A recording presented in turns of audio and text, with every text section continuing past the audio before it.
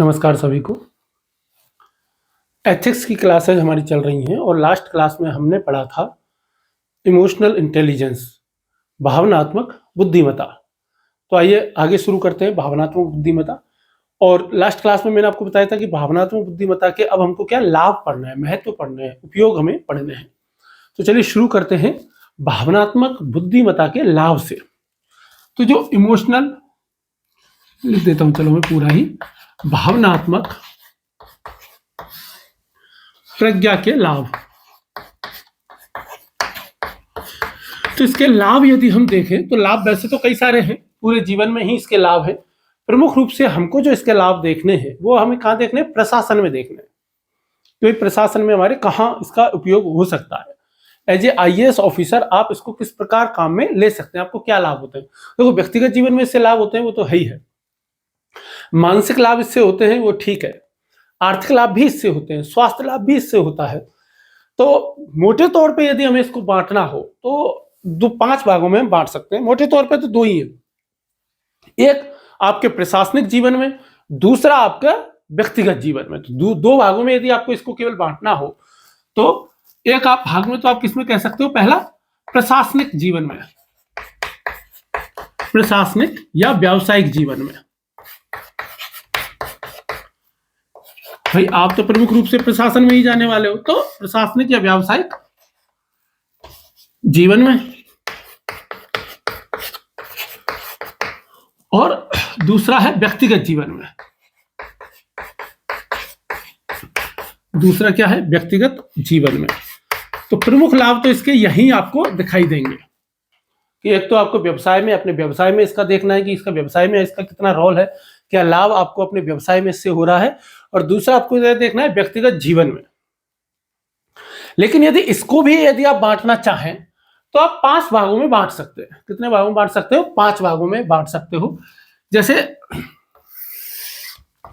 आप एक कह दो कि भाई एक तो सिविल सेवाओं में इससे लाभ होता है,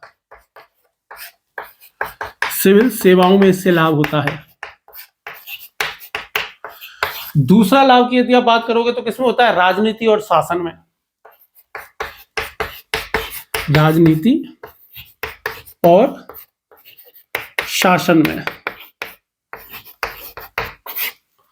तीसरा यदि आप इसको लाभ को यदि हम देखेंगे तो और किसमें बांट देंगे? शारीरिक और मानसिक स्वास्थ्य में बांट देंगे, या शारीरिक स्वास्थ्य अलग कर लो, मानसिक अलग कर लो, जैसे भी आप करना चाहो। शारीरिक एवं मानसिक स्वास्थ्य,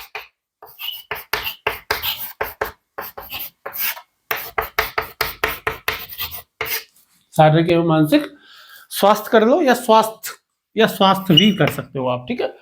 और लास्ट में क्या है? आर्थिक और सामाजिक संबंधों में, आर्थिक सामाजिक संबंध या जीवन में।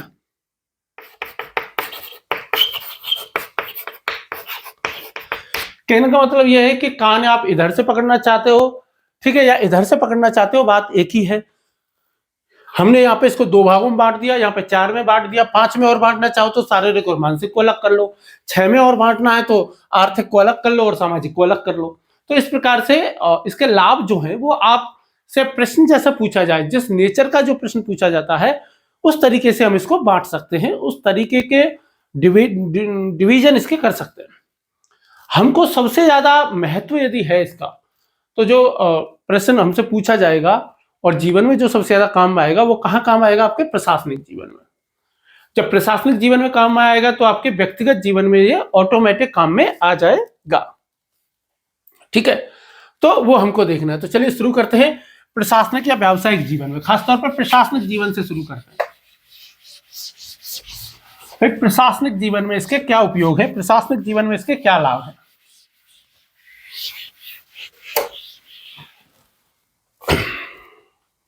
देखिए, एक जो आईएएस अधिकारी जो होता है ना, आप एक आईएएस अधिकारी बन के जाओगे, मान लो पहली बार एसडीएम बने, चलो वो तो फिर भी उस समय ट्रेनिंग पीरियड होता है। मान लो कि आप डिस्ट्रिक्ट कलेक्टर बने, आप जिस, मान लीजिए कि आप डिस्ट्रिक्ट कलेक्टर बने, आप जिस ऑफिस में डिस्ट्रिक्ट कलेक्टर बने होंगे ना, जिस दिन पहले दिन आप जाओगे, आप पहले दिन गए हुए हो, वहां पर आपसे पहले से ही कोई 10 सालों से, 12 सालों से, 8 सालों से, 6 सालों से कुछ लोग पहले से ही काम कर रहे हैं, जो सबके सब आपके जूनियर होंगे, आप सीनियर पोस्ट पे जाओगे, सबसे अधिकारी रहेंगे अपने ऑफिस में, तो आपको काम करवाना है उन सबसे, और आप पहले ही दिन गए। तो इसके लिए अत्यावश्यक है कि आपके अंदर भावनात्मक प्रज्ञा हो। देखिए, जो आईएएस अधिकारी होगा ना, उसको अपने मातहत कर्मचारियों से काम में लेना है, जनता से काम लेना है, राजनेताओं से काम में लेना है, सभी के साथ मिलकर के काम करना होता है। और एक नियम है कि अकेला चना बाढ़ नहीं फोड़ सकता, यह आपको ध्यान रखना है। आपको सभी के साथ मिलकर काम करना है। पूरे जिले में लगभग 3 से 5 हजार कार्मिक होते, सभी को साथ लेकर के चलना है। देखो, और जब आप इस सब में जाओगे ना, तो बहुत सारी चीजें आपको क्या करनी होंगी, इग्नोर करनी पड़ेंगी। आप हर चीज को साथ में लेकर के नहीं जा पाओगे। बहुत सारी चीजों को आपको अपने गुस्से को कंट्रोल में रखना है, अपने ईगो को कंट्रोल में करना है, अपनी भावनाओं को कंट्रोल में करना है। देखिए, एक आईएएस अधिकारी जो होता है ना, शुरू में जैसे अब आपका सिलेक्शन होगा, मान लो आपका सिलेक्शन हो गया, जैसे ही आपका सिलेक्शन होगा, कोचिंग वाले, मीडिया वाले, यूट्यूब चैनल वाले आपको ना 7वें आसमान पे पहुंचा देंगे। आपको ऐसा लगेगा पता नहीं मैं क्या हो गया। फिर आप ट्रेनिंग में जाओगे, ट्रेनिंग में भी आपके साथ राजाओं जैसा व्यवहार होगा, राजाओं जैसी सुविधाएं मिलेंगी। तो आपका जो है ना, वो जो क्या कहते हैं, ईगो जो है वो और बढ़ जाएगा और प्रोग्रेस कर जाएगा। आपका अहंकार कह लो या कुछ भी कह लो, पोस्ट जो है वो दिमाग में चढ़ जाने वाली बात होती है ना, और ज्यादा चढ़ जाएगी। और आप इन सब चीजों के साथ में जब पहले दिन ऑफिस में जाओगे, आप पहले दिन जा रहे हो, आपको लगता है कि बस मैं ही कलेक्टर आया हूं और मैं दुनिया बदल दूंगा। कई बार लोग भूल जाते हैं कि आपसे पहले 50 कलेक्टर उस ऑफिस में आकर के चले गए।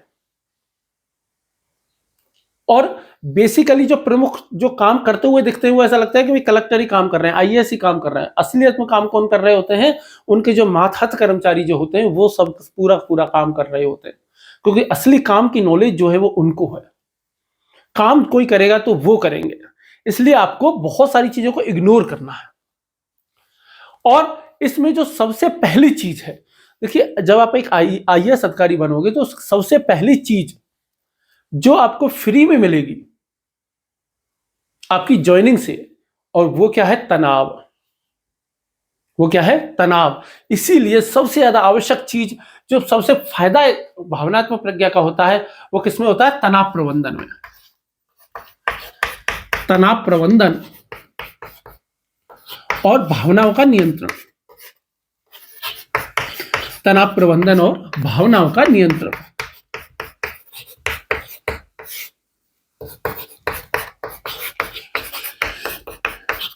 ये मैनेजमेंट यदि आप सीख गए, तो आप एक सफल आईएएस अधिकारी बन जाओगे। देखिए, आप चाहे कोई कुछ भी कह ले, लेकिन सिविल सेवा में मतलब बीपी की टैबलेट बहुत जल्दी शुरू हो जाती है, ये ध्यान रख लो आप। देखो, लोक कल्याणकारी राज्य की अवधारणा दिनों रात बढ़ती जा रही है। मोदी सरकार कह ही चुकी है, मोदी जी हमारे कह ही चुके हैं कि भाई मिनिमम गवर्नेंस होनी चाहिए, मतलब कम से कम प्रशासन होना चाहिए, कम से कम सरकार होना चाहिए। आज कलेक्टर जो पहले जो एक बहुत बड़ा औहदा होता था, आम आदमी उसके पास तक नहीं पहुंच पाते थे, अब वो धीरे धीरे चीजें बदल रही हैं। अब वो धीरे धीरे चीजें क्या हो रही हैं, बदल रही हैं। गठबंधन की राजनीति है, टेक्नोलॉजी इतनी ज्यादा आ गई है, नए नए कानून आ गए हैं, आरटीआई जैसे कानून आ गए हैं। अब क्या हो गया है ना, कि आप ये सोचो कि मैं अपने एसी रूम में बैठा रहूं और कभी मुझे एसी रूम से बाहर ना निकलना पड़े, तो अब लगभग असंभव हो गया है। अब डायरेक्ट ऐसा हो गया कि कितनी सारी चीजें ऑनलाइन हो गई, कि आपको ऑनलाइन उस जगह पे जाना है और वहीं निरीक्षण करके आना है। इंस्पेक्शन करने भी कलेक्टर साहब को खुद को जाना पड़ेगा। अब बहुत सारी चीजें ऐसी हो गई ना, कि अब आप बच नहीं सकते। अब आप ये सोचो, आम जनता को अब आप कि भाई कलेक्टर साहब है नहीं, मिलेंगे नहीं, अब तो मिल ही जाएंगे, अब तो आपको मिलना ही है। अब आप ये नहीं कह सकते कि भाई मैं नहीं मिलूंगा। अब आप ये नहीं कह सकते कि भाई कलेक्टर साहब मिल नहीं पाएंगे। भाई राजनीति ऐसी होगी, परस्पर विरोध हो गए, हारा हुआ विधायक भी पूरी कोशिश करता है काम करवाने के लिए, दबाव बहुत ज्यादा हो गया। मीडिया, चारों तरफ मीडिया हो गया, छोटी छोटी खबरें भी मीडिया में आ जाती हैं, छोटे छोटे न्यूज चैनल बने हुए हैं, यूट्यूब वगैरह पे बने हुए हैं, लोकल चैनल बने हुए हैं। मीडिया का प्रेशर बना हुआ है। आजकल सिविल सोसाइटी भी जगह जगह आंदोलन करते रहते हैं, जगह जगह दबाव समूह बने हुए हैं, प्रेशर ग्रुप बने हुए हैं। इन सब जटिल परिस्थितियों में वही आदमी सफल हो सकता है जो इन सब के साथ में मैनेज अच्छे से कर पाएगा। जैसे मेट्रोमैन ईसीडी धरंग साहब का लो, भाई जब उन्होंने मेट्रो का प्रोजेक्ट लिया ना, कितने सारे ठेकेदार होंगे, कितने सारे पॉलिटिशियन होंगे, हर कोई कुछ ना कुछ चाहता होगा, लेकिन फिर भी उन्होंने इन सब प्रेशरों को झेलते हुए ईमानदारी पूर्वक काम करके दिखाया। ये मजाक नहीं होता है, हर कोई नहीं कर पाता। बहुत सारे जो बहुत क्या कहते हैं, जिनको कि ड्राई ऑनेस्ट जिनको कहते हैं, ऐसे आईएएस जो होते हैं ना, तो वो इतने ज्यादा ऑनेस्ट हो जाते हैं कि कई बार बेचारे हमेशा एपीओ ही रहते हैं, अवेटिंग पोस्टिंग ऑर्डर्स ही रहते हैं, उनको ऑफिस में ही बिठा करके रखते हैं। उनको पता है कि इसको कहीं पे भी ड्यूटी करने के लिए भेजा, वहीं तहलका मचा देगा ये। तो ऐसा है। तो सबसे पहली चीज आपको क्या है, जो जितने भी प्रेशर आपके पास आ रहे हैं, मीडिया का प्रेशर यदि आपके पास में आ रहा है, नेताओं का प्रेशर आपके आ रहा है, विधायक का आ रहा है, आम जनताओं का आ रहा है, मीडिया का है, सबका मैनेजमेंट अच्छे से करना है, अपनी भावनाओं को नियंत्रण में रखना है। ऐसा नहीं कि कहीं पे कुछ भी बोल दिया, नहीं नहीं नहीं, भावना कोई कैसी होनी चाहिए, पूरी तरह के नियंत्रण में होनी चाहिए। दूसरा सबसे इंपॉर्टेंट चीज जो है यह है वो है कि कर्मचारियों के साथ प्रभावी संबंध आपके होने चाहिए। कर्मचारियों के साथ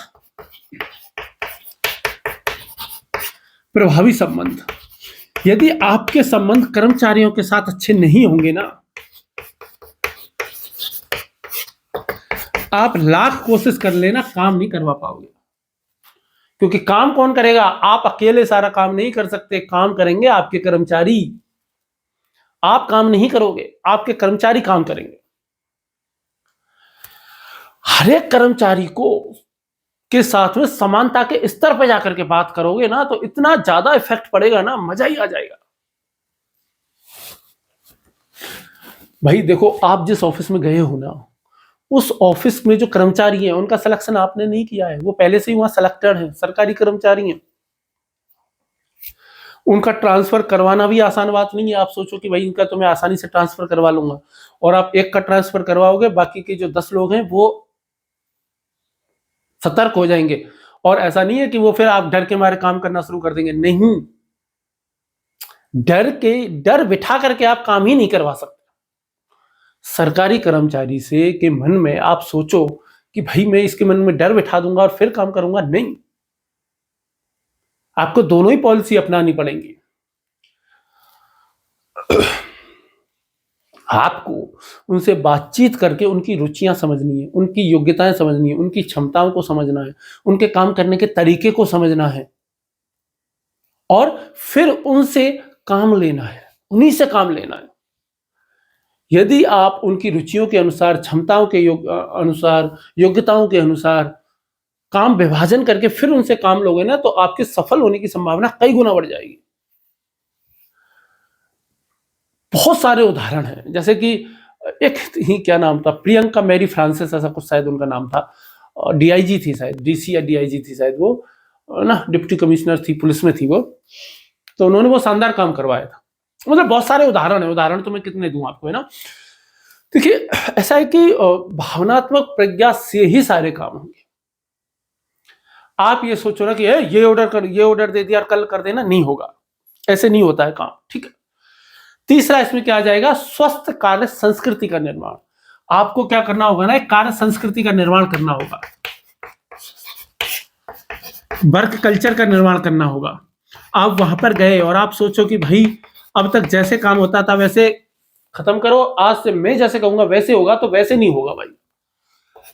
आपको बहुत धीरे धीरे, देखिए बदलाव होगा ना, तो बहुत धीरे धीरे बदलाव होगा। आप यदि कार्य संस्कृति बदलना भी चाहोगे ना, एक दिन में नहीं बदल सकते, धीरे धीरे ही बदलेगी। आप ये चाहो कि मैं पहले दिन गया और पहले दिन सब कुछ, पूरी ऑफिस को पलट करके रख दूंगा, तो यकीन मानो आप ही पलट दिए जाओगे, ऑफिस नहीं पलटेगी। जो आपका स्टाफ है ना, उसके साथ संबंधों में उनको अभिव्यक्ति दो, उनको छूट देनी चाहिए, उनको स्वतंत्रता मिलनी चाहिए काम करने की, और एक स्वस्थ कार्य संस्कृति का निर्माण होना चाहिए। ऐसा नहीं कि आपने कुछ भी कह दिया और कुछ भी हो रहा है, नहीं। प्रत्येक जो भी अधीनस्थ कर्मचारी है ना, उसके साथ लगभग समानता के स्तर पर जाके काम करना, उन्हें उनसे पूछना कि भाई तुम क्या कहते हो, तुम क्या कहते हो, तुम क्या चाहते हो, कैसे काम होना चाहिए, कैसा हो। यदि आप बहुत ज्यादा औपचारिक नियमों में, और नियमों में रह करके कोई काम नहीं होता, ठीक है। जितने नियम आपको कार्य करवाने के पता है ना, उनसे कई गुना ज्यादा नियम उनको पता है कार्य ना करने के, क्योंकि वो उसी ऑफिस में काम कर रहे हैं और आप जैसे 50 कलेक्टरों को देख चुके हैं। तो बहुत सावधानी से काम करवाना होता है। औपचारिक नियमों की जगह संगठन के उद्देश्यों के प्रति उनको जागृत कर देना, सभी को प्रतिबद्ध करने की कोशिश करना कि नहीं, हमें मिलकर के काम करना है। अनौपचारिक तरीके से मोटिवेट करना, औपचारिक तरीके से नहीं। औपचारिक तरीके से जब भाषण दिया जाता है ना, कोई ज्ञान नहीं लेता, कोई मोटिवेट नहीं होता। मोटिवेट यदि कोई होगा तो अनौपचारिक तरीके से ही होता है। कोशिश ये करो कि कर्मचारियों के निजी सुख दुख में शामिल हो सको, सहभागिता रखो। सहभागिता रखोगे तो वो सोचेंगे कि यार कलेक्टर साहब कितना जुड़ाव रखते हैं हमसे, हम भी काम करेंगे। आप ना इतना सा झुक गए ना, इतना सा भी यूं, ठीक है, तो वो ऐसे झुक जाएंगे पूरे आपके लिए, ये बात ध्यान रखना। और आप यदि ऐसे अकड़े तो वो आपसे 100 गुना ज्यादा अकड़ जाएंगे। ये डिपेंड करेगा आपके बिहेव के ऊपर, आप किस प्रकार का व्यवहार उनसे अपनाते हो। आज समानता, आप उनसे समानता का व्यवहार अपनाने की कोशिश करोगे ना, तो वो आपको उतना ही ज्यादा सम्मान देंगे। और यदि आप उनसे अधिकारी बनकर के बात करोगे ना, काम करवा ही नहीं पाओगे। ये नियम है, ये भावनात्मक प्रज्ञा का नियम है, मेरा नियम नहीं है, मैं नहीं कह रहा हूं ये बात, ठीक। कर्मचारियों को एक उद्देश्य दे देना, अरे यार ये काम करना है, आप करवा रहे हो यार, आपकी जिम्मेदारी है। सीएमओ साहब से आप बात कर लो, और जो चीफ मेडिकल ऑफिसर जो होता है डिस्ट्रिक्ट का, और ये काम करवाना है यार, डिस्ट्रिक्ट में टीकाकरण का काम पूरा करवाना है, आप करो। सीएमओ साहब से बात कर लो, आप कैसे भी कर लो। सीएमएचओ साहब से बात कर लो, कैसे भी करो। अरे यार अपने जो है वो अपार आईडी का काम चल रहा है अपनी डिस्ट्रिक्ट में, और डीओ साहब से बात करो, ये काम होना ही चाहिए चाहे कुछ भी हो जाए। या डीओ साहब से आपने कहा कि डीओ साहब मुझे नहीं पता आप कैसे काम करोगे, डिस्ट्रिक्ट एजुकेशन ऑफिसर जो होते हैं, आप हमें करवा के दो, सब ये करना है यार, ये वो फलान ठिकान। आपने समानता के लेवल पे जाके अच्छे तरीके से मैसेज पहुंचाया, और उन तक ही नहीं, जो डिस्ट्रिक्ट के बाकी के 3000 4000 5000 जो कर्मचारी, उन सब तक यदि अपनी बात अच्छे से पहुंचा दी ना, सब मन लगा के काम करेंगे और काम करके दिखा देंगे वो आपको।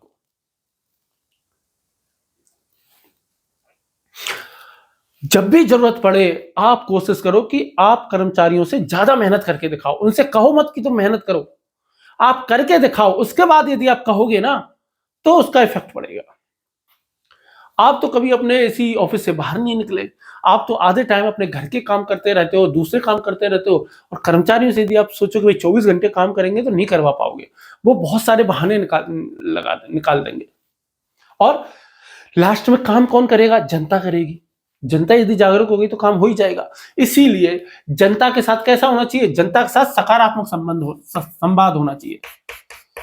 जनता के साथ सकारात्मक संवाद होना चाहिए।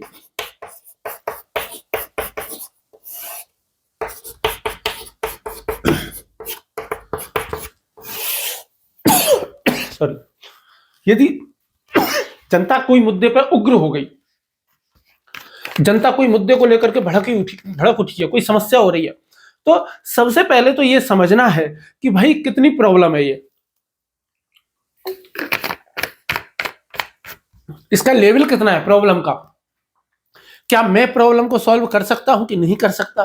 क्या किसी स्थानीय नेताओं की आवश्यकता पड़ेगी? सटीकता से समझना है। यदि पब्लिक में रोष है, आम जनता में रोष है, तो आम जनता में कितना रोष है उस बात को भी गहनता से समझना। जनता के जो कुछ चुनिंदा जो लोग हैं, जो उनके रहनुमा बने हुए हैं, जो उनके नेता बने हुए हैं, उनसे बात करना, ये समझ पाना कि भाई कितनी वास्तव में जनता में कितना तो एक तो होता है नकली रोष चल रहा है, जानबूझ करके कुछ अपोजिशन ने या किसी ने भी जबरदस्ती रोष भड़का दिया है। आपको ध्यान रखना है, सबसे ज्यादा कंट्रोल यदि किसी चीज पे आपको रखना है तो अपनी भावनाओं पर, अपनी वाणी पर। वही बोलना जो आवश्यक है, तो ही आप क्या कर सकते हो, काम कर सकते हो और सफल हो सकते हो। अदरवाइज सफल हो पाना बहुत मुश्किल है। बिल्कुल भी भाषा बहुत ज्यादा संयमित रखनी है। कोशिश ये करनी है कि गैर भाषिक संकेतों का प्रयोग करें, कोई जनता और प्रशासन के बीच जो दूरी है उसको कम करें। ये आम जनता को यदि आपने भरोसा दिला दिया कि प्रशासन पूरी की पूरी पूरा जो प्रशासन है वो आम जनता के साथ में ही है, तो जनता आपके साथ में हो जाएगी पूरी की पूरी। जनता की भावनाओं को सही दिशा में मोड़ना, दूसरों की भावनाओं को समझना, यही तो क्या है, भावनात्मक प्रज्ञा है। और आखिर में जो सबसे मोस्ट इंपोर्टेंट बात क्या है कि भाई स्व प्रेरणा और दूसरों को भी प्रेरित रखना, स्व प्रेरित रहना और दूसरों को भी प्रेरित रखना। स्व प्रेरणा और दूसरों को भी प्रेरित करना।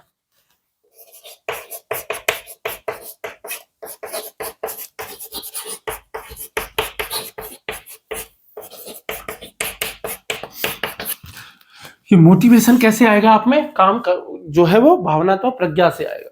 जब आप काम अच्छे तरीके से करोगे, जब आप भावनाओं को अच्छे से समझ पाओगे, जब आप स्थिति का ठीक ढंग से आकलन कर पाओगे, पूरी तरीके से देख पाओगे, तभी ये सब काम कर पाओगे। देखिए होता क्या है ना कि जैसे नेत्र लोग होते हैं, लोगों के तो खूब सारे काम होते हैं ना।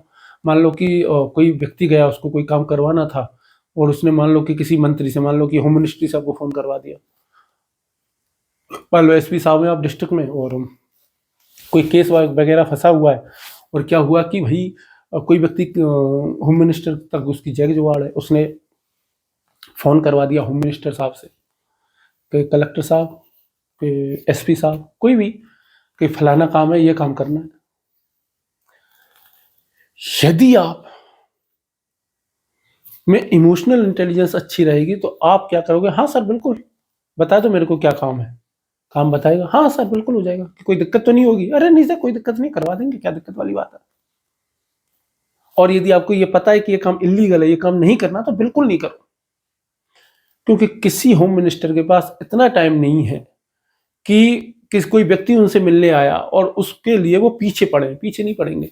10 दिन बाद, 15 दिन बाद, 1 महीने बाद दोबारा से वो व्यक्ति मान लो होम मिनिस्टर साहब के पास पहुंच भी गया, दोबारा उसने फोन करवाने में सफल हो भी गया। पहली बात तो हो ही नहीं पाते, आपको भी पता है, मुख्यमंत्री हो गए, होम मिनिस्टर हो गए, बड़ी बड़ी पोस्टें होती हैं, हर कोई एक आम आदमी की पहुंच होती नहीं है, हर कोई एक बार तो फोन करवा सकता है, 2 बार 3 बार करवा नहीं सकता। और जब भी दोबारा फोन भी यदि करवा दिया तो आपको क्या बताना है, और मान लो वो पूछेंगे भाई काम क्यों नहीं हुआ कलेक्टर साहब, तो आप क्या कहो, या एसपी साहब, आप क्या कहो, सब काम तो हो जाएगा, काम तो ऐसे कोई दिक्कत वाली बात नहीं है, पर काम में क्या है, ये पेच आ रहा है। और ऐसा हो सकता है कि इससे जो विपक्षी जो लोग हैं ना सर, उनको फायदा हो जाए और आपकी छवि को नुकसान हो जाए, आपकी सरकार की छवि को नुकसान हो सकता है। सर काम तो मैं करवा दूंगा, मेरे को कोई प्रॉब्लम वाली बात नहीं है। तो जाहिर सी बात है कि वो मंत्री जो होगा वो कहेगा नहीं नहीं हाँ ठीक है, देख लेना आप अपने स्तर से देख लो जो भी कुछ कर सकते हो, तो क्योंकि वो आदमी वहां बैठा हुआ है। और क्या कह सकते हो आप, सर उसमें कुछ पेच फंसा हुआ, कुछ ऐसी बात है कि मैं फोन पे नहीं बता सकता, सर फोन पे बताए तो दिक्कत हो सकती है।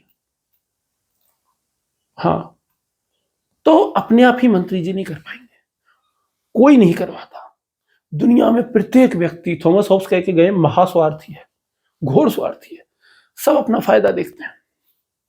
और उनको पता है, होम मिनिस्टर साहब को पता है, मिनिस्टर साहब को पता है कि जो एक बंदा ये रसूख वाला जो आया आगे है ना, इसको तो मैं भरोसे से टाल दूंगा, ठीक है, लेकिन यदि छवि बिगड़ गई ना तो मेरे तो पूरे लाइफ टाइम का नुकसान हो जाएगा भाई। तो वो अपनी छवि नहीं बिगड़वा सकते इस बात के लिए। लेकिन जो एक उच्च भावनात्मक कौशल वाला व्यक्ति है ना, उच्च भावनात्मक प्रज्ञा वाला जो अधिकारी है, सिविल सेवक है, वही इस सिचुएशन को अच्छे से हैंडल कर सकता है, हर कोई नहीं कर सकता। ठीक है, तो ये तरीके होते हैं कि भाई आप सरकार के फेवरेट भी बने रहो, सरकार से भी पंगा मोल नहीं लिया और सरकार जो बोल रही है वो काम भी नहीं किया, ये आपका अपना तरीका है। इस तरीके के और कई सारे तरीके हो सकते हैं, बहुत सारे तरीके होते हैं भाई। क्रिएटिविटी की कोई सीमा थोड़ी है, खूब सारे हैं। तो राजनीतिक दबाव हो या कार्य का दबाव हो तो खुद को मोटिवेट रखना, कितना भी बुरी सिचुएशन आ जाए मोटिवेट रखो खुद को भी, अपने कर्मचारियों को भी रखो, अपनी पूरी ऑफिस को रखो, अपने पूरे डिस्ट्रिक्ट के लोगों को रखो, स्टाफ को प्रेरित करना कि भाई पूरी ऊर्जा के साथ काम करे। महान प्रशासक होते हैं ना, वो जनता से इसी प्रकार से जनता को इस प्रकार से मोटिवेट कर दे कि लोग काम अपने आप काम कर देते हैं। जैसे नॉर्थ ईस्ट में कोई एक IAS अधिकारी थे, वो काफी फेमस हुए ना, जिन्होंने जनता की मदद से ही रोड बना दी, कहीं से कोई एक पैसा नहीं लिया, और करोड़ों रुपए की जो सड़क थी वो जनता से ही बनवा ली। मोदी जी ने आम जनता से लोहा लेकर के और पटेल साहब की मूर्ति बनवा ली। तो मोटिवेट करना होता है ना लोगों को मोटिवेट करो। आम जनता, आप प्रशासक किस बात के हो, आप प्रेरित करो, आप प्रेरित करोगे तो काम क्यों नहीं होगा, बिल्कुल होगा। आम जनता को तो क्या है, कोई प्रेरित करने वाला होना चाहिए ना। तो इसलिए अपनी बहुत सारी ऐसी समस्याएं होंगी जो को क्या कर देंगे कि अपने आप ही वो सारी की सारी समस्या सॉल्व हो जाएंगी। और भी कई सारे होते हैं ना। और इसमें और क्या कर सकते हो आप, सांप्रदायिक सौहार्द बना के रख सकते हो, निष्पक्षता लेकर के आ सकते हो। ये सांप्रदायिक सौहार्द तो आपको बना करके रखना ही पड़ेगा ना। कितनी भी बुरी से बुरी सिचुएशन आए, आपके अंदर कंट्रोल करने की क्षमता होनी चाहिए। दोनों धर्मों के या दोनों दलों के, दोनों टीमों के कप्तान जो है या उनके नेता जो है, उनसे बातचीत करने के तरीके आपको आने चाहिए। आपको अपना मैसेज कन्वे आना चाहिए। भाई सभी के साथ मैत्री का भाव बनाए रखें। ऐसा नहीं हो कि भाई यदि आप जैनी हो, बकरीद का त्योहार आ गया, ठीक है, और आप मुंह बिचका लो त्योहार से, तो ऐसा कुछ नहीं है, ऐसा नहीं रखना है ना। तो इसके विपरीत भी है। आपने सोच लिया कि भाई ठीक है, मैं तो इस्लाम के प्रति हूं और मैं तो इस्लाम को ही मानता हूं, और आप सोचो कि भाई होली का त्योहार आ गया, होली कोई मनाएगा ही नहीं। ऐसे कलेक्टर साहब का काम थोड़ी चल सकता है यार। सबसे प्यार से बात करनी होती है ना, भावनाओं पर कठोर नियंत्रण रखना है, रेगुलेट भावनाओं को करना है बेसिकली। और ये मैं आपको बता ही सका हूं। इन चीजों को आप चाहो तो सेल्फ अवेयरनेस में, सेल्फ रेगुलेशन में, सेल्फ मोटिवेशन में, एम्पैथी और सोशल स्किल्स, इन पांचों में भी बांट सकते हो। ये जो 5 चीजें जो मैं आपको बताई है ना, इन पांचों को आप किस में भी बदल सकते हो। सेल्फ अवेयरनेस में तनाव प्रबंधन में आ जाएगा, ठीक है। सेल्फ मोटिवेशन में, सेल्फ मोटिवेशन में इसको आ जाएगा। सोशल स्किल्स में इसका ये आ जाएगा, ये और ये सोशल स्किल में आ जाएगा। एम्पैथी में जनता आ जाएगी। कर्मचारियों वाले में क्या आ जाएगा, सेल्फ रेगुलेशन आ जाएगा। तो इस प्रकार की चीजें, जैसे यदि इसको बांटना भी हो ना, जैसे हमने बताया था ना कि भाई डेनियल गोलमैन का जो मॉडल पढ़ा था, तो डेनियल गोलमैन के मॉडल में क्या थे, 5 ही तो थे। तो 5 कौन कौन से थे? सबसे पहला था सेल्फ अवेयरनेस, दूसरा सेल्फ रेगुलेशन, तीसरा क्या था, सेल्फ मोटिवेशन, और चौथा क्या था, एम्पैथी, और पांचवा क्या था, सोशल स्किल। तो ये 5 जो पॉइंट बताए ना मैंने, तो आप चाहो तो वो 5 पॉइंट लिख करके उनमें ये सारी की सारी जानकारी भी लिख सकते हो। ये आपके ऊपर है, आप आंसर किस तरीके से लिखना चाहते हो, या उसमें क्वेश्चन कैसे पूछा गया है उसी तरीके से उत्तर देना। तो जैसे आपने पहला लिख दिया क्या, सेल्फ अवेयरनेस, सेल्फ अवेयरनेस, स्वयं जागरूकता। जैसे आप स्वयं जागरूकता लिखोगे, तो स्वयं जागरूकता में आपको क्या लिखना होगा कि जो एक अच्छा प्रशासक जो होता है, अच्छा प्रशासक अपनी भावनाओं को क्या किसमें रखता है, अपने नियंत्रण में रखता है। जब भी कोई तनावपूर्ण वाली स्थिति आती है, दबाव वाली स्थिति आती है, वो भावनात्मक प्रतिक्रियाओं को नियंत्रण में रखेगा, अपनी निर्णय क्षमता में सुधार करेगा। और जब भी मीडिया हो गई या कोई भी व्यक्ति जब भी उल्टे सीधे सवाल पूछेगा, या किसी राजनेताओं द्वारा, राजनीति द्वारा जब उस पर उल्टे सीधे तरीके से प्रेशर डाला जाएगा, तो वह हर स्थिति में क्या रहेगा, शांत बना रहेगा। ये क्या हो जाएगा, सेल्फ अवेयरनेस। दूसरा क्या हो जाएगा, सेल्फ रेगुलेशन।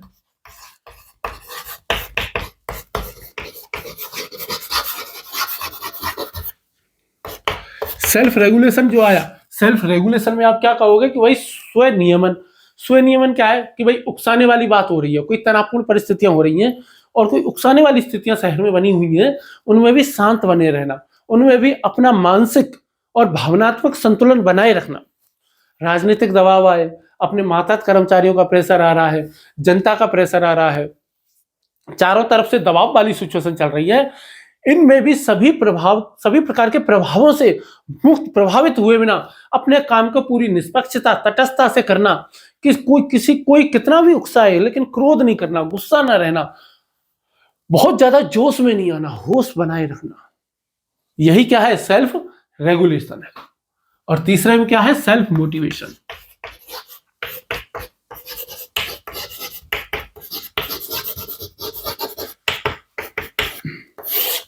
सेल्फ मोटिवेशन में जब हम लिखेंगे तो इसमें क्या है, तनाव को झेलना हो गया, दबाव को झेलना हो गया, खुद को प्रेरित करते रहना कि नहीं यार मैं ये काम कर सकता हूं, मैं बहुत ही शानदार हूं, मैंने बहुत जीवन में और कई सारी परिस्थितियों को झेला, इसको भी झेल लूंगा। आत्म प्रेरणा बहुत जरूरी है। दुनिया में कोई मोटिवेट करने नहीं आता किसी को भी। दुनिया में प्रत्येक व्यक्ति को खुद ही मोटिवेट होना पड़ता है। बाहर से कोई कितना ही मोटिवेट कर ले, वो असर आधा घंटा रहेगा, 15 मिनट रहेगा, 10 मिनट रहेगा, 2 दिन रहेगा, 6 महीने रहेगा। असली मोटिवेशन जो रहता है वो तो जो अंदर से आता है ना वही है होता है, उसी से ही सफलता मिलती है। कितनी भी परिस्थिति चुनौतीपूर्ण हो, शांत बनाए रखना है, लगन से काम करते रहना है। जो लंबे समय तक काम करेगा शांति से पूरी भावना को कंट्रोल में रख करके वही सफल हो सकता है, हर कोई सफल हो भी नहीं पाता। चौथे पे क्या है? एम्पैथी। एम्पैथी यानी समानुभूति या परानुभूति, वही जनता की समस्याओं को ध्यान से सुनना। यदि किसी ने जनता में कोई व्यक्ति आपसे मिलने आया, जनता का कोई नेता मिलने आया, कुछ भी मिलने आया, और यदि उसको ये लगा कि कलेक्टर साहब ने उसकी बात बहुत ध्यान से सुनी है, बहुत सीरियस होकर के सुनी है ना, तो आप भले उसकी प्रॉब्लम सॉल्व करो चाहे मत करो, पर वो संतुष्ट जरूर हो जाएगा, ये पक्का है। ध्यान से सुनना ही सबसे बड़ी बात है। सामने वाले के मन में यह आ गया ना, कलेक्टर साहब ने मेरी बात बहुत ध्यान से सुनी है और पूरी बात ध्यान सुनी है, नोट की हुई है, और उन्होंने पूरा विश्वास दिलाया कि भाई वो काम करेंगे, तो यकीन मानो वो उनके मन में पूरी तरीके से तसल्ली आ जाएगी, शांति आ जाएगी। और लेकिन यदि उसको ये महसूस हुआ कि यार कलेक्टर साहब ने तो मेरी बात सुनी ही नहीं, एसपी साहब ने मेरी बात सुनी ही नहीं, और बाद में भले ही आपने चाहे काम करवा दिया, तब भी उनको उतनी तसल्ली नहीं होगी। दुनिया में सबसे ज्यादा तसल्ली होती है जब कोई बात कोई कह रहा हो और उसकी बात को सामने वाले लोग पूरी गौर से सुन लेना, उसको मजा ही आ जाता है कहने वाले को। चाहे आप कोई भाषण दे रहे हो, चाहे दो लोगों के बीच में बोल रहे हो, चाहे पति पत्नी में झगड़ा हो रहा हो उस समय की बात हो, कहीं किसी ऑफिस में बात हो, कहीं पर भी बात हो, यदि सामने वाला व्यक्ति आपकी बात को बहुत ध्यान से गौर से सुन लेता है और आपको इस बात का पूरा भरोसा हो जाता है कि सामने वाले ने बहुत गौर से ध्यान से सुना है, यकीन मानो खुश हो जाता है। ठीक है, ध्यान रखना सबसे ज्यादा केस स्टडी जो आती है ना वो जनता की समस्याओं पर ही आती है। केस स्टडी का अलग से टॉपिक नंबर जो 8 है, जहां हम खूब सारी केस स्टडी सॉल्व करने की कोशिश करेंगे, तो आप पाओगे कि सबसे ज्यादा केस स्टडी कहां से आ रही है? जनता की समस्याओं से ही आ रही है। और पांचवा क्या है आपका? Social skill.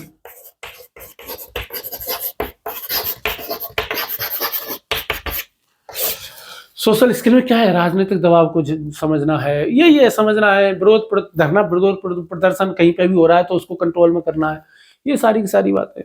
जैसे कि मान लो एक्सीडेंट हो गया और बहुत से लोग होते हैं कि लाश को सड़क पे रख करके धरना प्रदर्शन करना शुरू कर देते हैं, हाईवे जाम कर देते हैं। अब आपको पता है ये चीज ये खेल केवल एक दिन का है, ठीक है, एक दिन तो वहां पे खूब सारी भीड़ आएगी, हजारों लोग इकट्ठे हो जाएंगे, और हो सकता है कि किसी नेता का दबाव भी आ जाए, कोई नेता भी शामिल हो जाए, और होम मिनिस्ट्री से फोन भी आपके पास आ जाए, या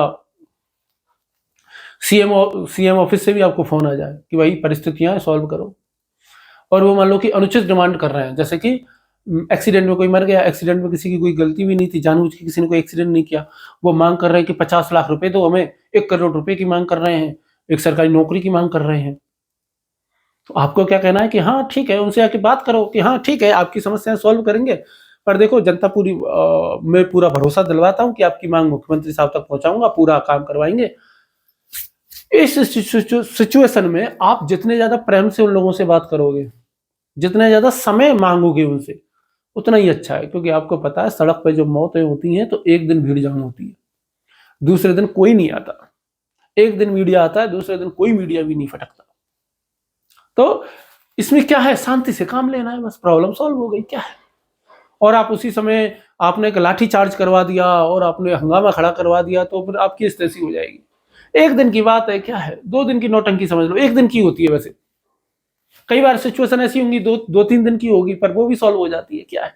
आराम से शांति से बात करो, उनसे कहो, हाँ प्यार से बात करो ना, आप कहो, आप दे दो तौर तरीके से, मैं आप फाइल आगे भेज दूंगा, जो भी आएगा मैं आपको बता दूंगा, सब काम करो ना, क्या दिक्कत है, आराम से प्रेम से काम कर लो। और इन्हीं 5 तरीकों से आप क्या कर सकते हो व्यक्तिगत जीवन में भी, ये तो प्रशासनिक जीवन में हो गया, व्यक्तिगत जीवन में भी इन 5 को अपना लो।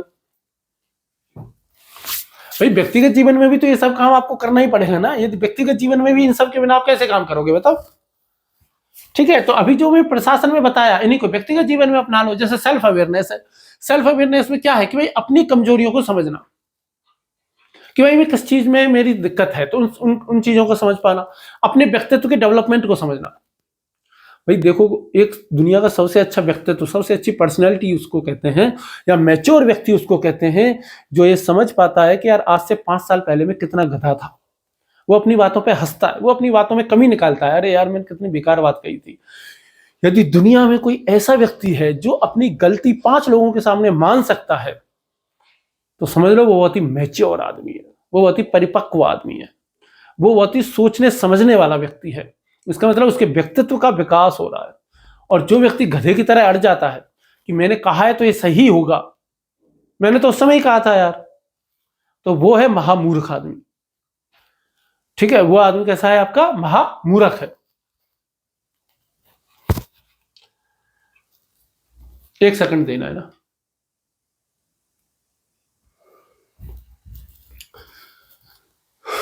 ठीक है, चलो आगे शुरू करते हैं।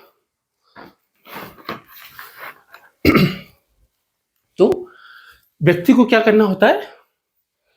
अपनी कमजोरियों की समझ होनी चाहिए, अपने व्यक्तित्व का विकास।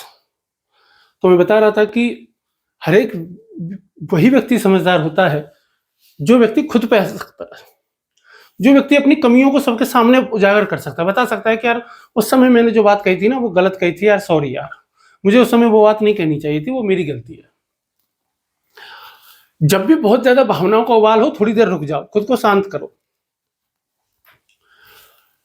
जब बहुत ज्यादा गुस्सा आए, आपका ईगो बहुत ज्यादा हो जाए, आपके बहुत ज्यादा पूर्वाग्रह हो, उन सबको शांति से बैठ करके समझना है। जब भी भावनाओं का अतिरेक हो तो थोड़ा सा समय अपने आप को दे दो, शांत हो जाओ, उस स्थिति से खुद को अलग कर लो, खुद से बात करो थोड़ी देर। और ये सारी चीजें मैंने आपको लास्ट क्लासेस में भी बता चुका हूं। तो ये सारी बातें सेल्फ अवेयरनेस की हो गई। सेल्फ रेगुलेशन के दौरान क्या है कि खुद को, जैसे जब भी आपके निजी जीवन में, खासतौर पर देखो किसी से भी जब आपका झगड़ा होना, तो अतीत की बातें बीच में मत लेकर के आना। जब भी दो व्यक्तियों के बीच झगड़ा हो रहा है और यदि भूतकाल की बातों को आप बीच में लेकर के आ गए, आपने कहा कि तूने एक बार ऐसा किया था, फिर उसने कहा तूने भी एक बार ऐसे किया था, वो गुस्सा कभी सॉल्व नहीं हो सकता। वो जो दोनों के बीच में जो प्रॉब्लम है वो प्रॉब्लम कभी सॉल्व नहीं होगी। यदि आप चाहते हो कि दो व्यक्तियों के बीच में कोई प्रॉब्लम है और वो प्रॉब्लम सॉल्व हो, तो कभी भी पुरानी बातों को बीच में मत लेकर के आओ, कभी भी किसी के भी परिवार को बीच में मत लेकर के आओ। जब भी गुस्सा हो रहा हो, जब भी बहसबाजी हो रही हो दुनिया में, यदि आप किसी के परिवार को, किसी की भाषा को, किसी के क्षेत्र को, किसी की जाति को, किसी के धर्म को, किसी के देश को, किसी के रंग को, किसी भी चीज को, परिवार को बीच में लेकर के आओगे झगड़े के बीच में, तो यकीन मानो झगड़ा खत्म नहीं हो सकता, झगड़ा उल्टा बढ़ेगा ही। झगड़ा यदि आपको खत्म करना है तो आपको क्या करना होगा कि पुरानी सारी बातें भूल करके नए सिरे से चीजें शुरू करनी होगी। अपनी वाणी पे कंट्रोल करना होगा, दूसरों पर तीखे व्यंग नहीं करें तो ज्यादा बढ़िया है। भावनाओं को काबू में रखो। देखिए होता क्या है ना कि देखो हम भावनात्मक प्रज्ञा की बात कर रहे हैं। आप सपोज करो कि यदि किसी व्यक्ति को कोई सांप खा जाए, कोई कुत्ता खा जाए, यदि सांप या कुत्ता है कोई खा गया आपको, तो आप क्या करोगे? आप उस सांप को पहले ढूंढोगे, पकड़ोगे और सांप से ये पूछोगे कि तूने मुझे क्यों खाया, बता, तूने मुझे क्यों खाया, बोल बोल तूने मुझे क्यों खाया। या कुत्ते से पकड़ के पूछोगे? नहीं ना, आप पहले अपना इलाज करोगे ना। आप पहले क्या करोगे? अपना इलाज करोगे। वैसे ही यदि कोई व्यक्ति आपके साथ अच्छा व्यवहार नहीं कर रहा है तो उसको भूल जाओ ना, उससे क्या पूछना कि तू क्यों नहीं कर रहा है। आपको ये देखना है कि मैं इस परेशानी से कैसे दूर रहूं। देखिए आपका चाहे प्रशासनिक जीवन हो या व्यक्तिगत जीवन हो, बुरे लोग आपको हमेशा मिलेंगे। बहुत से ऐसे घटिया घटिया लोग मिलेंगे जो अब हमेशा ही आपकी बुराई करेंगे। आपने उनका कुछ नहीं बिगाड़ा, आपने उल्टा उनका भलाई किया है, लेकिन फिर भी वो आपकी बुराई करेंगे। कुछ लोग ऐसे मिलेंगे जो इतने स्वार्थी हैं कि यहां तक स्वार्थ में डूबे हुए, वो आपसे नमस्ते भी कर रहे हैं तो स्वार्थ की वजह से कर रहे हैं। यदि कल को यदि वो नमस्ते नहीं करेंगे, स्वार्थ नहीं रहेगा, तो आपसे नमस्ते भी नहीं करेंगे। वो कहते हैं ना कि जरूरत पड़ने पे गधे को भी बाप बना लेते हैं। बहुत से लोग प्रैक्टिकली वैसे ही होते हैं। आज जरूरत है, आज इसको बाप बना लिया, कल को किसी और को बाप बना लेंगे। ऐसे लोगों को पहचानना और ऐसे लोगों से दूर रहना, ऐसे लोगों से उलझना भी नहीं, ऐसे लोगों से तो दूर रहे तो ही ठीक है। व्यक्तिगत जीवन में खास तौर पर, प्रशासनिक जीवन में तो खैर आपको काम चलाना ही है, कर्मचारियों के साथ में, नेताओं के साथ में, आसपास के लोगों के साथ में। यही बात गौतम बुद्ध भी कह करके गए कि भाई यदि किसी व्यक्ति के तीर लगा है तो पहले आप उस तीर को निकाल करके उसका इलाज करोगे, या पहले यह ढूंढोगे कि यह तीर किसने चलाया है, क्यों चलाया है, क्या कारण था? नहीं ना, इन सब चीजों का पता तो बाद में भी लगा सकते हो, लगाना ही क्यों, हम अपना इलाज कर लेते हैं ना, छोड़ो। तो ये क्या है? सेल्फ रेगुलेशन है। और सेल्फ मोटिवेशन क्या है? हर सिचुएशन में, हर स्थिति में, हर परिस्थिति में खुद को मोटिवेट बनाए रखना। चिंता है, तनाव है, हर परिस्थिति से बचना। खास तौर पर जो सबसे ज्यादा बचना होता है ना, वो किससे बचना है? ओवर थिंकिंग से।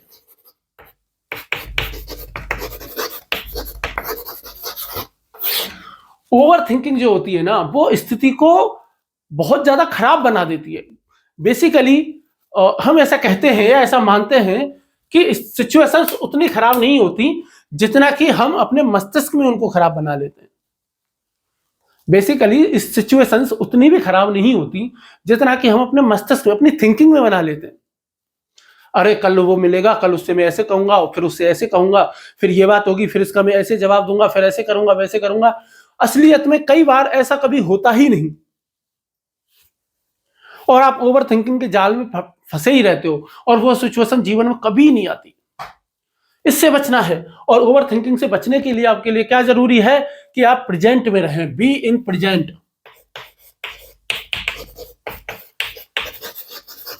वर्तमान में रहें। आप वर्तमान में रहोगे, देखिए ये आपकी जॉब है, ये, और ये आपकी लाइफ है।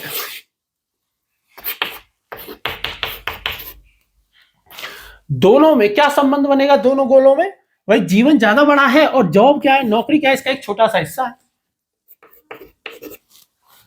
तो आपकी जीवन ज्यादा बड़ा है ना, यदि आपका जीवन ज्यादा बड़ा है तो क्यों ओवर थिंकिंग करनी है? क्यों आपको इतना प्रेशर लेना है? क्यों आपको इतना टेंशन लेनी है?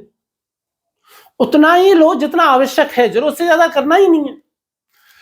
भाई आपके लिए सबसे ज्यादा अहमियत किसकी है? आपकी फैमिली की है ना। और आपकी फैमिली में भी, फैमिली को सबसे ज्यादा जरूरत किसकी है? आपकी है, आपकी हेल्थ की है। आप स्वस्थ रहोगे तो आपका परिवार भी स्वस्थ और मस्त रहेगा। आप स्वस्थ नहीं हो तो आपके परिवार की भी को भी दिक्कतें आएंगी ना। तो खुद पे फोकस करो ना, अपनी फैमिली पे फोकस करो। परेशानियां तो आती रहेंगी, सोसाइटी में, समाज में लोग तो खराब मिलते ही रहेंगे, सिचुएशन तो बुरी आएंगी ही। उन सबके लिए, दूसरे लोगों के लिए, ऐसे महामूर्खों के लिए अपना जीवन क्यों खराब करना? अपनी फैमिली के साथ जो आप क्वालिटी टाइम गुजार सकते हो, कि भाई ऑफिस में कुछ हुआ, ऑफिस में कोई गड़बड़ हुई है, और उस गुस्से को आप घर पे क्यों निकालो? वो तनाव घर पे क्यों दिखना चाहिए? फैमिली वालों को उसकी सजा क्यों मिले? आपकी नौकरी ऑफिस में रुक जानी चाहिए, घर पे आपका जीवन होना चाहिए। आपकी नौकरी आपका जीवन नहीं है, आपके जीवन का एक हिस्सा नौकरी है। यह बात बहुत से लोग नहीं समझ पाते, बहुत से लोग। और मोस्टली इसमें कौन से लोग होते हैं? खासतौर पर वो जो कि नंबर 1 के भ्रष्टाचारी हैं, नंबर 1 के बेईमानी हैं, नंबर 1 के स्वार्थी हैं। बस उनको पैसा ही पैसा दिखता है। अब पैसा तो किस में आएगा? घर में तो पैसा दिखेगा नहीं ना। पैसा तो नौकरी करोगे, काम करोगे तो उसमें दिखेगा। तो दिनों रात वो उसी की बात करेंगे। और जो व्यक्ति अपनी तनख्वाह से संतुष्ट है, जो अधिकारी अपनी तनख्वाह से संतुष्ट है, वो नौकरी को नौकरी पे छोड़ देगा और घर आके अपना जीवन जिएगा अपनी फैमिली के साथ। उसको पता है मेरे माँ बाप ज्यादा इंपॉर्टेंट है, मेरी पत्नी ज्यादा इंपॉर्टेंट है, मेरे बच्चे ज्यादा इंपॉर्टेंट है। नौकरी एक समय के बाद, 60 साल के बाद नहीं रहेगी, फैमिली रहेगी। ऐसा नहीं हो कि आप घर पे शकल दिखाने आते हैं और जिंदगी वहीं जी रहे हैं। नहीं, जिंदगी आपको यहां जीनी है। मेरे कहने का मतलब ये नहीं है कि वहां काम नहीं करना, वहां दिल लगा के काम करना है, जितना काम कर सको उतना काम करना है। पर प्राथमिकता हमेशा किसको रखनी देनी है? अपने परिवार को। आपका परिवार बहुत ज्यादा जरूरी है, आपकी पर्सनल हेल्थ बहुत ज्यादा जरूरी है। आप हेल्दी रहोगे, आपका स्वस्थ रहोगे, तो ही सारी चीजों का आनंद ले पाओगे, नहीं तो किसी भी चीज का आनंद नहीं ले पाओगे। ये बात समझ जाओगे तो आपकी ये बात समझ में आ जाएगी कि भाई नहीं, हमें हमेशा मोटिवेट रहना है। नौकरी में कोई प्रॉब्लम हुआ, उसकी वजह से आप बहुत ज्यादा टेंशन में आ गए, ओवर थिंकिंग कर रहे हो, उसकी वजह से आपके बच्चे सफर कर रहे हैं, आपकी फैमिली सफर कर रही है, आपकी पति या पत्नी सफर कर रहा है, आपके माँ बाप सफर कर रहे हैं, तो नहीं करनी चाहिए। आप बहुत बड़ी गलती कर रहे हो, जीवन में आप बहुत कुछ खो रहे हो। एक बात ध्यान रखना है हमेशा ही, मैं हमेशा ही एक बात ये कहता हूं, जो व्यक्ति बहुत ज्यादा भ्रष्टाचारी है, जो व्यक्ति बहुत ज्यादा चापलूस टाइप का है, जिस व्यक्ति में दुर्गुण ही दुर्गुण भरे हुए हैं, वो व्यक्ति अपने बच्चों को कैसे अच्छे गुण सिखा पाएगा यार। आप कोई व्यक्ति अपने परिवार के सामने कितनी भी नौटंकी कर ले, उसके बच्चों को, छोटे बच्चों को सेंस हो ही जाता है हमारा बाप किस टाइप का है, हमारी माँ किस टाइप की है। तो यदि आप चाहते हो कि मेरे बेटे में अच्छे गुण आए, मेरी बेटी में अच्छे गुण आए, मेरी संतान अच्छी बने, तो इसके लिए आवश्यक है कि आप भी वैसे ही बनो, क्योंकि कहने से कोई नहीं बनता, करके दिखाना पड़ता है। क्या करना पड़ता है? करके दिखाना पड़ता है। आप पहले वैसे बनो तभी तो सिखाओगे ना। आप सोचो कि आप उस संतान के बारे में सोचो कि उस किशोरावस्था वाले में जिसको पता चले मेरा बाप महाभ्रष्टाचारी है, मेरा बाप महाबेईमान है, मेरा बाप महाकरप्ट है, मेरा बाप महाचापलूस है, मेरा बाप पैसों के लिए कुछ भी करने के लिए तैयार रहता है, उस बच्चे के मन पे क्या बीतेगी? उस बच्चे को अच्छा लगेगा कि ये बात जब उसको पता चलेगी? तो नहीं पता लग सकती, वो नहीं अच्छा लगेगा। और ऐसा हो सकता है कि वो अपने बाप से नफरत करना शुरू कर दे, अपनी माँ से नफरत करना शुरू कर दे, या फिर वो भी आप ही के जैसा बन जाए। तो सेल्फ मोटिवेट रहो, ये सारी चीजें तो चलती रहेंगी ना। यदि आपके पास, आप यदि थोड़ा कम पैसा कमाओगे ना, यदि आप थोड़े, क्या होगा, एक भ्रष्टाचारी बस पैसों की दौड़ में ही आपसे आगे निकल सकता है, और किसी भी दौड़ में वो आपसे आगे नहीं निकल सकता, ध्यान रखना। सिर्फ एक भ्रष्टाचारी ऐसा व्यक्ति है जो आपके पैसों में आगे निकलेगा, बाकी किस चीज में आगे निकलेगा? किसी भी चीज में नहीं। आपके पास सम्मान बहुत ज्यादा होगा। दो चीजें होती हैं, आप जीवन में क्या कमाना चाहते हो? आप जीवन में प्रेस्टीज चाहते हो या एस्टीम चाहते हो? प्रेस्टीज और एस्टीम दो बहुत अलग अलग चीजें हैं। प्रेस्टीज होती है कि केवल और केवल कुर्सी की वैल्यू है, आपकी वैल्यू नहीं है। क्योंकि आप किसी पद पे हो, जैसे मान लो आप बड़े भाई हो, तो छोटा भाई आपकी इसलिए इज्जत कर रहा है क्योंकि आप बड़े भाई हो। आप पिता हो, इसलिए बेटा या बेटी आपकी इज्जत कर रहा है क्योंकि आप पिता हो या मां हो। ऐसा नहीं होना चाहिए। ऐसा है तो केवल प्रेस्टीज है। और एस्टीम क्या है कि व्यक्ति की पोस्ट को नहीं देखा जा रहा कि व्यक्ति कौन है, कि मेरा छोटा भाई है, कि बड़ा भाई है, कि भुआ है, फूफा है, कौन है, या आईएएस है, आईपीएस है, पीसीएस है, कौन है। उसका रुतबा इतना बड़ा है कि उसका ऑटोमेटिक उसके लिए रेस्पेक्ट है। उसके लिए क्या है? ऑटोमेटिक रेस्पेक्ट है। उसको सम्मान के लिए किसी चीज की जरूरत नहीं है, किसी पद की जरूरत नहीं है। दुनिया में ऐसे बहुत से लोग होंगे कि जो अपने सगे बड़े भाई का इतना सम्मान नहीं करते जितना किसी व्यक्ति का करते हैं कि आप मेरे बड़े भाई समान हो। उससे ऐसे कह देंगे, अपने सगे बड़े भाई का नहीं कर रहा, उसका कर रहा है। आप मेरे पिता तुल्य हो, अपने पिता का इतना सम्मान नहीं कर रहा जितना दूसरे व्यक्ति का कर रहा है। यदि कोई ऐसा है, यदि आपके अंदर ऐसा गुण है, तो आप क्या हो? आपके अंदर एस्टीम है। और प्रेस्टीज क्या है कि केवल कुर्सी की वजह से लोग आपकी इज्जत करते हैं, बाकी बाद में बाहर निकलते ही गालियां देते हैं। ये आपको देखना है कि आप जीवन में क्या कमाना चाहते हो। यदि आप बहुत ज्यादा भ्रष्टाचारी होगे ना, तो जीवन में केवल यही कमा पाओगे, ये कभी नहीं कमा पाओगे। और ये कब कमा पाओगे? जब आप अपने उसूलों के पक्के हो, जब आप नियमों पर आधारित होकर काम करते हो, जब आपके काम करने के तरीके में तटस्थता है, निष्पक्षता है, पारदर्शिता है, जब आप बहुत ज्यादा वस्तुनिष्ठ हो, जब आप आत्मनिष्ठ होकर के फैसले नहीं करते। और प्रत्येक अधिकारी में ऐसे गुण नहीं होते, प्रत्येक व्यक्ति में ऐसे गुण नहीं होते।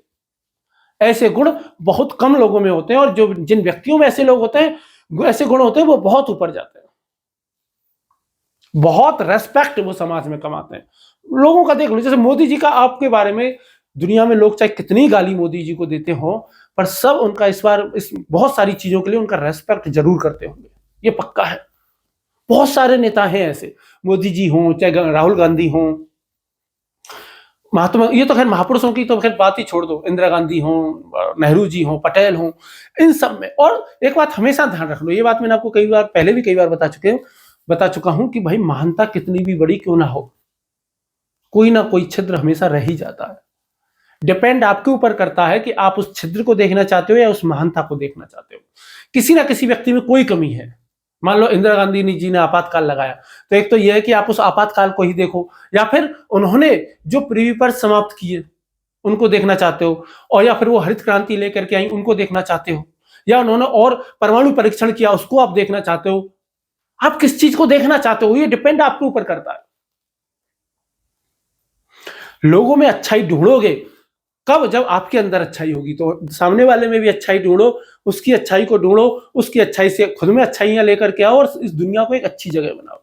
बुरे लोगों से जितना दूर हो सके उतना दूर रहो, बुरी बातों से जितना दूर रह सको उतना दूर रहो। ठीक है, संबंधों को समझना और ये सब सोशल जस्टिस ये सारी बातें मैंने आपको बताई थी। कहने का मतलब कुल मिलाकर के बात यही है कि भाई व्यक्तिगत जीवन में जितने कम और भावनात्मक बुद्धिमत्ता का उपयोग करोगे, व्यक्ति अपनी भावना को, विचारों को, हर चीज को बेहतर कर पाएगा। ठीक, यदि आप उस तरीके से लिखना चाहो तो प्रशासनिक मैंने बता ही दिया, व्यक्तिगत जीवन में बता ही दिया। यदि आप कहो कि राजनीति और शासन वाला जो आप बताया था वो भी बता दो, तो राजनीति और शासन में लिखना है तो जन भावनाओं को समझने में, लोक कल्याणकारी निर्णय लेने में, विरोधियों और आलोचनाओं का सामना करने में, शांतिपूर्वक काम करने में, इन सब कामों में, संवाद बनाने में, सहमति बनाने में, यही है। शारीरिक और मानसिक स्वास्थ्य तो मैंने अभी आपको कितना लंबा चौड़ा एग्जांपल दिया ही है। मानसिक स्वास्थ्य बिगड़ गया तो शारीरिक स्वास्थ्य ऑटोमेटिक बिगड़ जाता है यार। दुनिया में फालतू की चीजों पे तनाव नहीं लेना। लोग कुछ भी कहते हैं, टेंशन नहीं लेनी।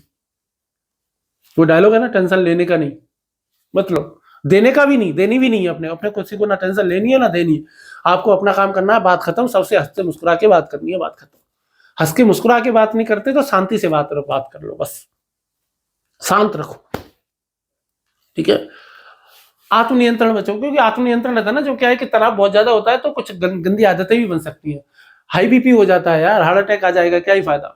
आप बहुत ज्यादा टेंशन ले रहे हो नौकरी का, हार्ट अटैक आ गया, जीवन ही खत्म हो गया। आपका तो परिवार गया ना काम से, आपके बच्चों का क्या होगा? आपका पूरा जीवन था, एक ही बार तो जीवन मिला है यार, और वो जीवन भी खत्म हो गया। क्या ही मतलब है फालतू का टेंशन लेने से। तो इसलिए स्वास्थ्य हो, सब चीज हो, हर चीज पे फोकस करना है, और लेकिन अपने स्वास्थ्य को प्रायोरिटी देनी है ना। अपने शारीरिक स्वास्थ्य हो गया, मानसिक स्वास्थ्य हो गया, आपको अपने व्यक्तिगत जीवन को प्रायोरिटी देनी है। छोटी छोटी चीजों में खुशियां ढूंढो। नहीं तो भाई देखो, जब साइकिल से मन नहीं भरा, मोटरसाइकिल लेके आ गए, मोटरसाइकिल से मन नहीं भरा, कार लेकर के आ गए, कार में भी मान लो कि आप कैसे कौन सी लेकर के आ गया, ऑल्टो लेकर के आ गए। मान लो ऑल्टो से मन नहीं भरा तो कोई दूसरी लेकर के आ गए, मान लो कि डिजायर लेकर के आ गए। डिजायर से मन नहीं भरा तो और कोई 15-1 लाख वाली कार लेकर के आ गया, फिर 20 लाख वाली लाए, फिर 50 लाख वाली लाए, फिर 1 करोड़ वाली लाए। इनसे कभी पेट नहीं भर सकता। कोई भी भौतिक वस्तु आपको आत्मसंतुष्टि नहीं दे सकती, कभी नहीं दे सकती। यदि दे सकती तो जितने भी व्यवसायी है, जितने भी पैसे कमाने वाले लोग हैं, वो सब बहुत ज्यादा संतुष्ट व्यक्ति होते नहीं। अभी कुंभ का मेला चल रहा है ना, उन साधु संतों को देखो, सब के सब कितने मस्त हैं यार। किसी के भी पास कुछ भी नहीं है, एक भी भौतिक वस्तु नहीं है, एक भौतिक वस्तु नहीं है किसी के भी पास, और ना ही उनको कोई मोह है भौतिक वस्तुओं का। लेकिन फिर भी देखो वो अपने आप में कितने मस्त है, मस्त मलंग है एकदम। उनको दुनिया की परवाह ही नहीं है, कोई तनाव नहीं, कोई टेंशन नहीं, कोई कुछ नहीं, मस्त है एकदम। क्यों? क्योंकि उनको पता है भौतिक वस्तुएं कभी शांति नहीं ला सकती।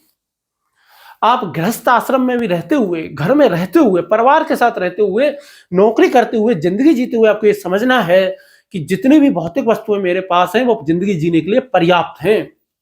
मुझे इस अंधी रेस में शामिल नहीं होना। यदि आप इस अंधी रेस में शामिल हो गए ना, इसका कोई और छोड़ नहीं है। आपको तनाव में ही रहोगे, टेंशन में ही रहोगे, लोन पे लोन बढ़ेंगे, कर्जे बढ़ेंगे, भ्रष्टाचार करोगे, रिश्वतखोरी करोगे, और जाने क्या क्या करोगे। खुद को भी ये समझाओ, अपने परिवार को भी समझाओ, अपने बच्चों को भी ये शिक्षा दो।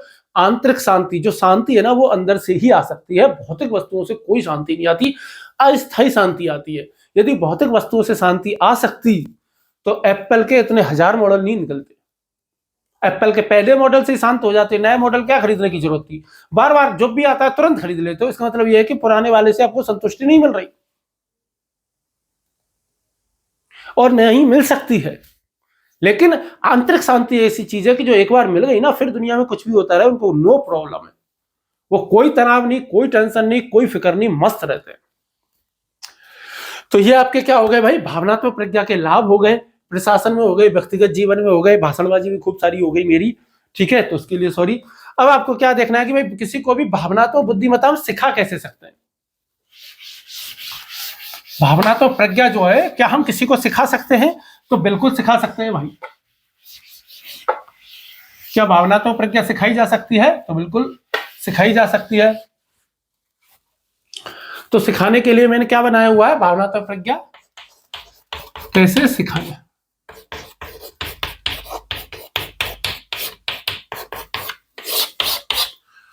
तो यदि आप भावनात्मक प्रज्ञा को सीखना चाहते हो, एक सेकंड देना,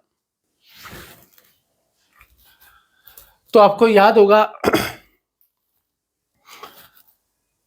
कि मैंने बताया था कि भाई डेनियल गोलमैन के बारे में, और डेनियल गोलमैन ने बताया था कि भाई जो सीखने की प्रक्रिया होती है ना, वो दो तरीके से होती है। एक तो कॉग्निटिव होती है, संज्ञानात्मक, दूसरी होती है भावनात्मक।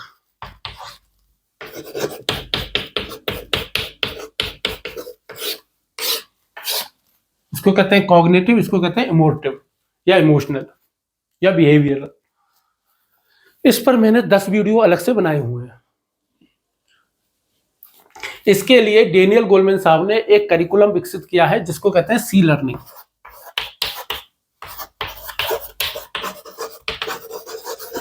Social emotional learning. कई जगह इसको एथिकल शब्द भी इसमें जोड़ा हुआ है, social emotional and ethical learning. इसको SEL भी कह देते हैं, SEEL भी कह देते हैं, EL भी कह देते हैं, इमोटिव लर्निंग।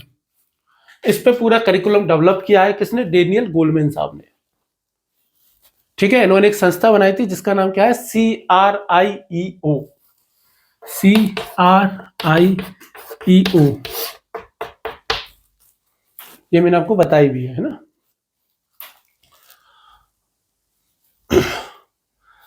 तो आपसे रिक्वेस्ट है, ई पहले आएगी ना, इमोशनल इंटेलिजेंस, EIO, ठीक है।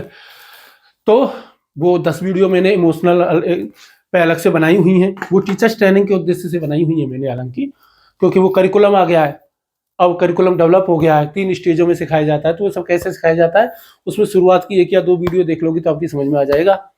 और यहाँ पर जो है वो हमारा टॉपिक नंबर 4 भी खत्म होता है, ठीक। अब हमारा नेक्स्ट क्या है? टॉपिक नंबर 5 है। टॉपिक नंबर 5 पूरा का पूरा किससे रिलेटेड है? फिलॉसफी से रिलेटेड है। और टॉपिक नंबर जो 6 है वो हमारा किससे? सिविल सेवाओं से ही संबंधित है, और सिविल सेवा कैसी होनी चाहिए, नियम कानून क्या होते हैं, वो सब। तो मैं जो फिलॉसफी वाला पोर्शन है वो एक अलग प्ले लिस्ट में ही शुरू करूंगा, और इस प्ले लिस्ट में टॉपिक नंबर 6 से शुरू करूंगा, ताकि दोनों बिल्कुल अलग अलग बने रहें। क्योंकि जो टॉपिक नंबर 5 है ना हमारा, वो प्योर फिलॉसफी का है। किसका है वो टॉपिक? प्योर फिलॉसफी का है, प्योर दर्शन का है। बहुत मजा आएगा उसमें, बहुत मजा, मेरा फेवरेट टॉपिक है वो टॉपिक नंबर 5। फिलॉसफी जब हम पढ़ते हैं ना, मजा ही आ जाता है। बाकी तो फिर टॉपिक नंबर 6, 7 दो और पढ़ने हैं, फिर उसके बाद वो टॉपिक नंबर 8 है, तो उसमें केस स्टडी है और कुछ है नहीं। तो और टॉपिक नंबर 5 है। टॉपिक नंबर 5 फिलॉसफी का है, उसमें थोड़ा टाइम लगेगा, और उसमें कम से कम नहीं तो 20-25 घंटे तो लगेंगे ही लगेंगे फिलॉसफी पढ़ने में, क्योंकि इंडियन और वेस्टर्न दोनों ही फिलॉसफी हमको पढ़नी है। और 6 और 7 इसी से मिलता जुलता ही है ना, पब्लिक एड से मिलता जुलता है बेसिकली। तो चलिए फिर नेक्स्ट क्लास में मिलते हैं टॉपिक नंबर 6 के साथ में, और फिलॉसफी की क्लासें हम इसके साथ साथ ही शुरू कर देंगे अलग से। तो दोनों चीज़ें एक साथ चलती रहेंगी, तो हमारा जो है एथिक्स का सिलेबस जो है वो लगभग पूरा हो जाएगा। यदि आपके कोई भी डाउट हो प्लीज़ पूछिए, सवाल जरूर पूछिए भाई, कमेंट जरूर कीजिए, सवाल जरूर पूछिए भाई। यदि आपके कोई पढ़ने वाले मित्र हैं, जानने वाले मित्र हैं, तो उनको भी बताइए, और रिव्यू जरूर कीजिए कि भाई मेरी क्लासेस कैसी हैं, आपको कंटेंट कैसा लग रहा है। अच्छा लग रहा है तो ठीक है, फालतू बकवास हो रही है तो वो भी बता दीजिए कि आप फालतू बकवास कर रहे हैं, कुछ काम की बात तो पढ़ा नहीं रहे, या अभी आपकी एथिक्स की नॉलेज इतनी अच्छी नहीं है जितनी अच्छी की होनी चाहिए, जिससे कि हम एथिक्स में अच्छे नंबर लेकर के आ सकें, 130 नंबर लेकर के आ सकें, 140 ला करके आ सकें। आपकी अभी एथिक्स की नॉलेज कमज़ोर है, और पढ़िए आप, तब पढ़ाना है। तो जो भी कोई आपका फीडबैक है ज़रूर दो हमें, मैं पूरा उस पर काम करूँगा, वर्क करूँगा। और फिर चलिए फिर नेक्स्ट टॉपिक में मिलते हैं।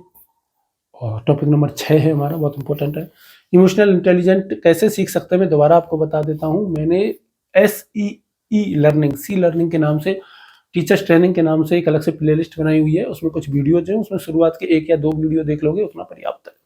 उसी से आपको पता चल जाएगा इमोशनल इंटेलिजेंस कैसे सीख सकते हैं। स्कूलों में जैसे सिखाया जा रहा है वैसे हर कोई सीख जाएगा। ठीक है, चलिए फिर नेक्स्ट क्लास में मिलते हैं, तब तक के लिए धन्यवाद, नमस्कार।